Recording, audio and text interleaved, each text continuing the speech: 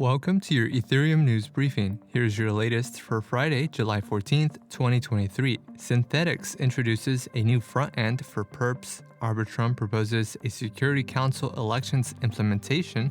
Flashbots introduces MEVM, and core developers seek to reduce Ethereum's validator set.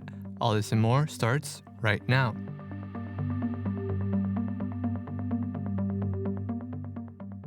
Synthetix founder Kane Warwick introduced Infinex, a new front-end for Synthetix Perps aiming to compete directly with centralized exchanges. The exchange will prioritize user experience and aims to address friction with onboarding to Optimism, acquiring SUSD, and wallet signatures. Once live, users will be able to sign up with an email, username, and password. Infinex will generate a fresh key pair for each user, which will then be securely stored in the user's browser and used on the backend to sign transactions automatically.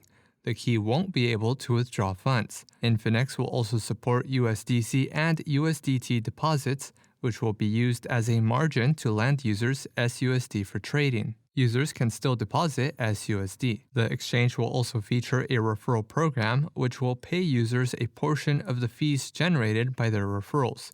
Infinex will be governed by SNX token holders. Users can currently sign up for a beta waitlist on Infinex.io. The exchange is expected to go live alongside the release of Perps v3. Arbitrum released a Security Council elections implementation spec for replacing 6 council members as part of semi-annual elections. Elections for the first rotation of members are set to take place on September 15th. The implementation outlines the election process, which involves nominee selection, compliance checks, member elections, and updates to multisigs. The Security Council is a set of 12 independent entities that are tasked with making expedited protocol upgrades during emergency situations. Upgrades executed by the Security Council do not need approval from the Arbitrum DAO, but are subject to a short delay period. The Council can also make non-emergency upgrades. The proposal is currently under discussion before a vote goes live on Tally.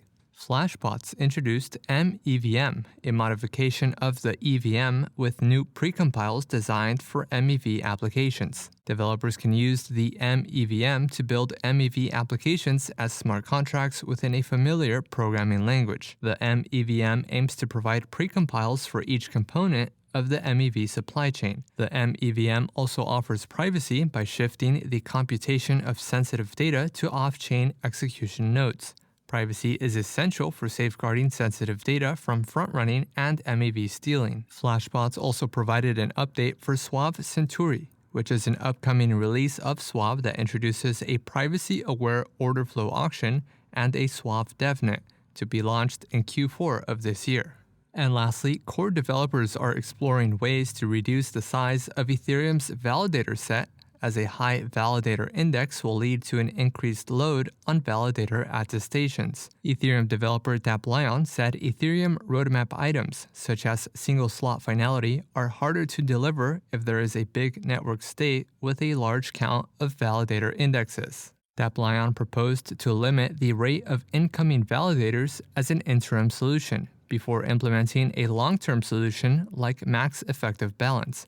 Developers estimate that Ethereum's validator count could grow to 2 million in the next 10 months, leading to increased computational load. Developers also considered implementing the changes in a future consensus-only soft fork. In an effort to not risk a delay in the Dencun schedule, developers agreed not to implement the proposed change at this time.